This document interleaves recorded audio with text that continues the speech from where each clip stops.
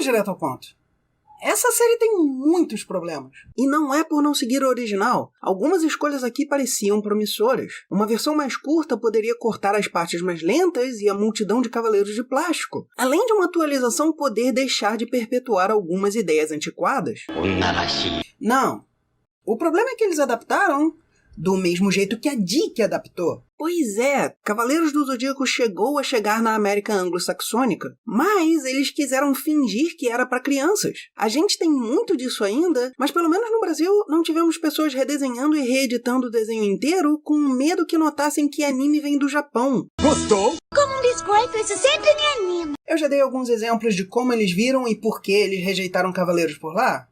Com um bom motivo. Todo sangue é verde ou roxo, China e Marin têm um eco quando falam. This isn't your fight, Marine. Just walk away. The cloth belongs to Seiya. E quem decidiu essas coisas? Deve ouvir muito eco quando finalmente tem uma ideia. Yoga é um clichê de surfista e vira o melhor amigo de Seiya por algum motivo. Hey everybody! A grande ameaça a Shiryu depois de perder é não ter mais seus poderes, que vem da tatuagem. Shiryu will recover, but he may no longer be Dragon.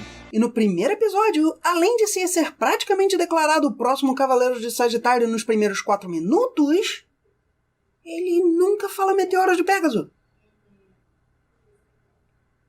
Não me admira que pessoas com mais de 5 anos de idade rejeitaram isso. Só me admira que a Netflix não tenha. E eu não vou fingir que minha nostalgia não entra na questão, ou que a versão da Netflix seja tão ruim quanto a da Terra das Canecas de Cerveja com Água Espumante, onde Netuno e Urano eram primas, Lee era um personagem principal, e os Saiyajins invadiram num domingo. I can see their parachutes. They're okay. Mas, do mesmo jeito que taças flutuando não fazem sentido algum, e aquilo era pra ser um filme mais realista, onde empregados são culpados por não ensinar o riquinho a ser uma pessoa melhor, alguém está se preocupando com pessoas que podem partir o céu, terem de carregar caixas grandes nas costas, mas fizeram colocar armaduras místicas que respondem ao cosmo pior que Centurions.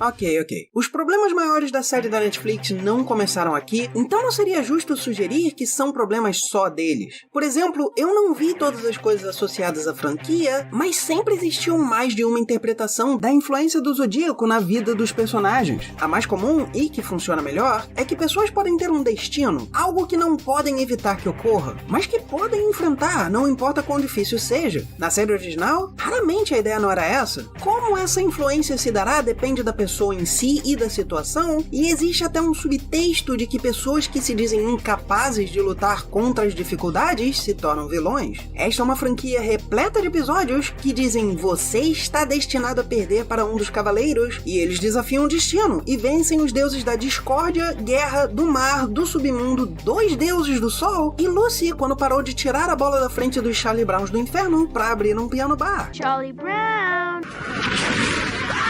Mas eu estaria mentindo se eu dissesse que eles foram os primeiros a dizer que destino era mais literal. Nas tentativas de ampliar a história dos Cavaleiros, Sensei Omega trouxe algumas ideias inovadoras e até curiosas, mas claramente não entendiam tão bem com o que estavam lidando. Ah, Bonaito, eu não vi a série, mas não pode ter sido tão ruim assim. Eles introduzem um sistema elemental. Cavaleiros of the fucking Zodíaco com um sistema elemental. E nem foi realmente levado a sério. Era algo que apareceu pouco e foi completamente ignorado depois do primeiro arco. Ah, e adivinha o que mais eles introduziram? A portabilidade. No caso deles, graças às armaduras terem sido transformadas pelo mesmo cometa que fez o cosmo ter elementos e índole. Pelo menos faz mais sentido elas serem medalhas do que pedras. Pena que quem inventou isso foi o filme de computação gráfica, mas eu não quero ser injusto. Eles, no mínimo, não quiseram fingir que as armaduras estavam associadas a engrenagens. Eu não posso dizer que ligar cavaleiros superpoderosos a soldados seja uma boa ideia, mas fazer o quê? E, certamente, uma das coisas mais terríveis de se ver naquela série eram os momentos em que a Amazona de Águia lia o futuro pelas estrelas. E se você conhece a versão da Dick, talvez te surpreenda, mas isso vai contra a série original. De fato, naquelas cenas dos próximos capítulos, Seiya perguntava se você já sentiu seu Cosmo.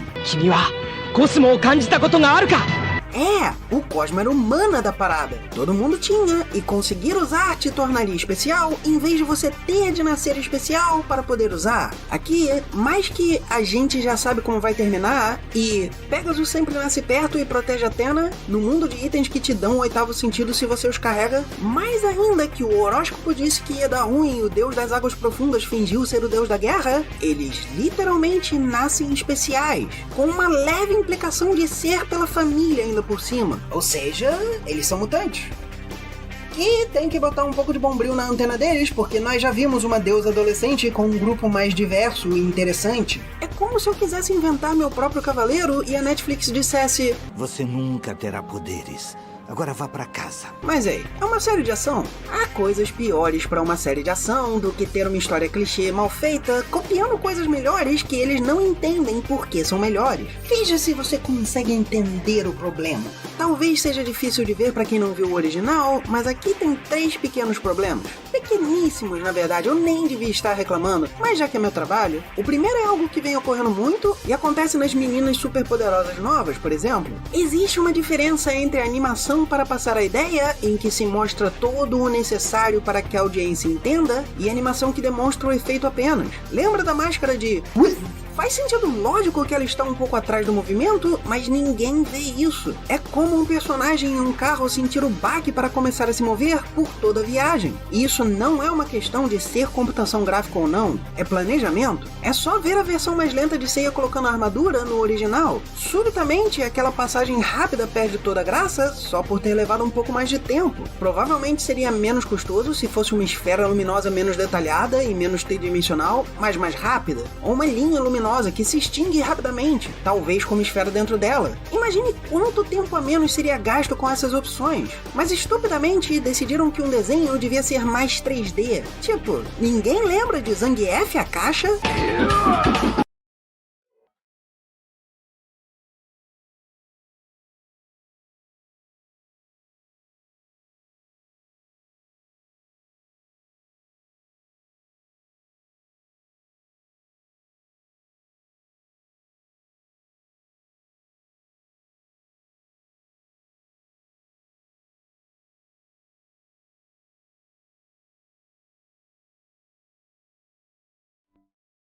A segunda questão é que isso é um cavaleiro da série nova. 2 cavaleiros na série nova podem derrubar um helicóptero. Uma amazona especializada em defesa pode resistir a um míssil. Deixando de lado a tolice de uma corrente ser escudo contra tiros em geral, porque parece que esse pessoal achou que as armadilhas de Andrômeda contra a Sirene eram literais. Isto é o que um cavaleiro pode fazer na série original. Aliás, um pupilo, que nem é cavaleiro ainda. Isto é só um dos 2 que juntaram para derrubar uma máquina. E sim, é verdade que eles estilizam os momentos que reconheceram como precisando de mais ênfase, como a cachoeira se invertendo, o cisne atacando de frente diretamente para a câmera, mas a ênfase que continua existindo em vários momentos da série original simplesmente não existe aqui. De novo, essa é uma série que pegou cavaleiros que podem partir o céu e disse, sabe o que seria bom?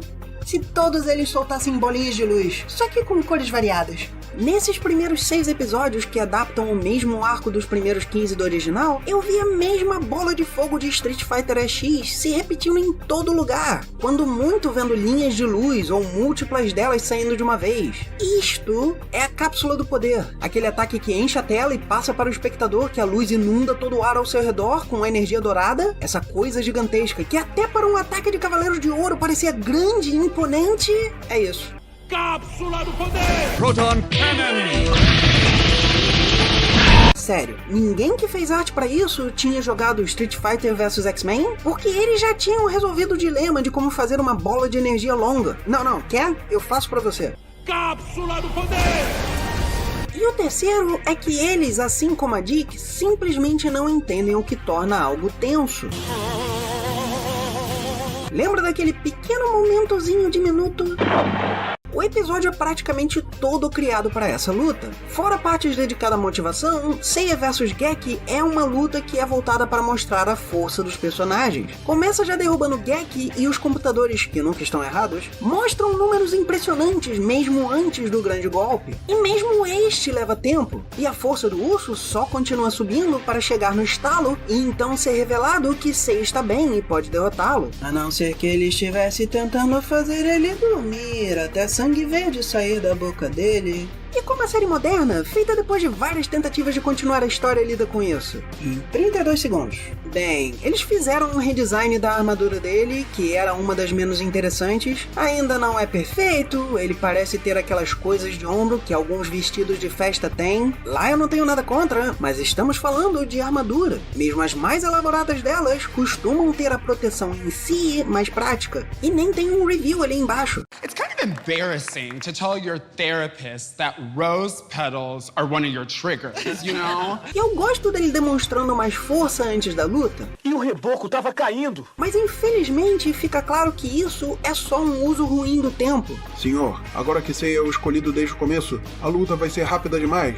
Faça ele parecer mais forte de algum jeito. Eu sei que tendo menos tempo, esse tipo de coisa teria de acontecer, mas não a tal ponto. 15 episódios em 6 quer dizer 5 episódios a cada 2, mas claro, nem todo momento deve ser reutilizado. São escolhas que precisam ser feitas. Mas por essa simples conta, você poderia esperar que um episódio antigo seria um quarto de um dos novos. Uns 5 minutos. Você certamente não precisa usar esse conteúdo, mas eles escolheram ter o urso aqui. Ele poderia não ter chegado, especialmente considerando certas inclusões. Cavaleiros não devem usar sua armadura e seu cosmo para vontades próprias. E vale lembrar, um ataque. Eles ainda não entenderam por que a versão da Dick não funcionou. Mais que isso, para essa luta de meio minuto, você perde tempo estabelecendo o urso, mostrando que ele é um fortão que não pensa muito em consequências, em uma série que perde tempo criando um personagem tampa de bueiro e colocando cavaleiros que partem o chão contra armas do exército. Ei, não seria legal se o primeiro episódio inteiro de Evangelion fosse só os militares lutando contra o anjo? Por que você acha que ninguém lembra de Ultra Q? Putz, o primeiro episódio começa com uma apresentação de uma taça. Não, eu não me importo com explicações fora da série. Se você está fazendo algo, tem que fazer sentido em si. Sabendo o que eu sei da série, isto poderia ser uma representação de Hades pelas cores, ou de Atena pelo seu foco no começo, mas considerando a água, isso pode ser Poseidon, ou uma armadura diferente para Aquário, ou eles poderiam estar mudando a série como o show fez, e isso acabar sendo o Abzu das Águas Profundas, de Saint Seiya Ômega. Mas não, sabe o que é isso? É Next Dimension! Next Dimension é uma série de mangá de Masami Kurumada e é considerada a continuação canônica da série original de mangá. Até onde eu sei, ela fala sobre a guerra contra Hades no século XVIII, invalidando Lost Canvas, e expande sobre o que aconteceu depois da guerra de Hades no original. Mas isso cria um pequeno problema. Não muito diferente de Star Trek, que é uma linha de tempo diferente da Jornada nas Estrelas original, e como tradução no Brasil ainda só respeita reconhecimento mediático, isso vai dar problema, mas deixa isso de lado. Cavaleiros também teve sua linha de tempo Kelvin, do filme de computação gráfica. E sabe quem tava lá? Só que ela, obviamente, morreu lá, porque ninguém quer ver uma versão em que uma imensa saga termina em 93 minutos. E eu diria que só tem uma coisa boa lá. Meu nome é... Então parece que outras versões pretendiam formar um tipo de Elseworlds da DC para essa franquia. A questão é que, da mesma forma que produtores estupidamente forçaram Discovery a mudar para ser parte da linha de tempo Kelvin, parece que a série da Netflix está tentando forçar uma linha do tempo própria para ser os Novos 52, juntando Next Dimension e a série clássica, mas fazendo questão de usar ideias que já não funcionaram da Dick. E isso é uma perda de tempo enorme. Ninguém nem falou sobre Hades ainda. Isso facilmente poderia ser introduzido mais pra frente, já que é só uma imagem solta. E de novo, eu não estou dizendo que a franquia não devesse passar por uma atualização. Claro que não. Tem várias coisas que poderiam ser melhoradas. Por exemplo, um sistema antiquado de máscaras que existia porque mulheres são frágeis. Sim, eu sei que essa não é uma explicação oficial, mas é bem claro que esse é o motivo. Isso não tem por que existir. É como dizer que elas teriam um eco se falassem em máscaras. Mudança de planos. Vamos começar logo com isso. Depois da taça cheia de minhas lágrimas, a narração continua enquanto mostram que o santuário virou uma única montanha. E essa é uma imagem bem feia, na minha opinião. Por que uma grande quantidade de templos e prédios faria questão de ficar só em um lugar? Por que não haveriam interligações entre os níveis ou usos melhores do espaço entre cada andar? Porque eles só pensaram nas 12 casas. Eu não tenho outra evidência, e com certeza eu posso estar errado, mas eis o que me vem. Em Cavaleiros de 86, putz, como eu odeio ter que botar esse número aí, nós só tínhamos definido que as 12 casas estavam no caminho da Sala do Mestre. De fato, quando Marin fala sobre ter ido para Star Hill, não tem como saber que é de fato parte do santuário. Provavelmente é perto, já que falam dela ir e do mestre ir para lá quando precisa prever o destino. Eu disse...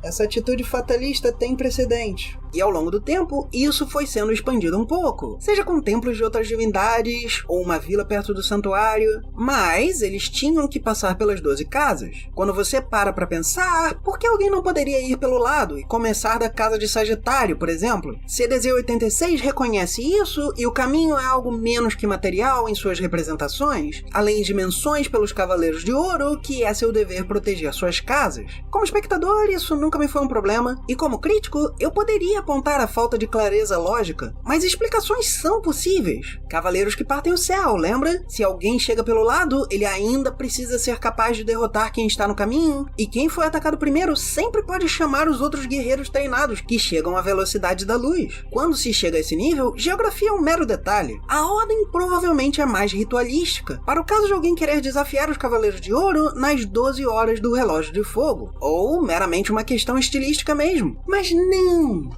Nós vivemos na era do "isso não é realista".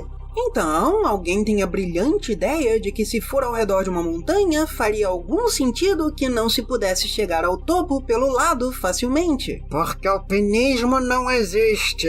De novo, se você parte uma montanha com peteleco, você vai ter que depender da suspensão de descrença da audiência. E olha como isso ficou. Um monte sem graça de prédios sem cor. Parece um cocô gigante com papel higiênico ao redor. Ah, e temos que mostrar todo mundo junto ao redor de Athena. Porque essa série não se importa em dar spoilers de si mesma. Eu vi isso sendo feito sem dizer o que ia acontecer. Vocês mesmos fizeram mais tarde. E essas 3 imagens, uma atrás da outra, eu não tenho como mostrar quão ruim esse começo é, senão... E só mais um detalhe na abertura, se você vai dizer o cosmo é parte de você, você não pode dizer que o destino é algo que ninguém pode tirar de você. Todos temos, e esse é o destino ter, são conceitos mutuamente exclusivos. E olha, eu não estou tentando achar coisas para reclamar. Eu gosto particularmente da imagem do mestre com os 12 cavaleiros. Não revela muito dos cavaleiros, sugere a associação deles com os grandes obstáculos no caminho, e é um imaginário abstrato, diferente da imbecilidade de vamos amarrar um cenário místico ao redor de uma montanha, ou da preguiça intelectual de balas param no ar porque eu disse que isso é uma defesa. Tipo, sério? Você mostra os raios já, por que não?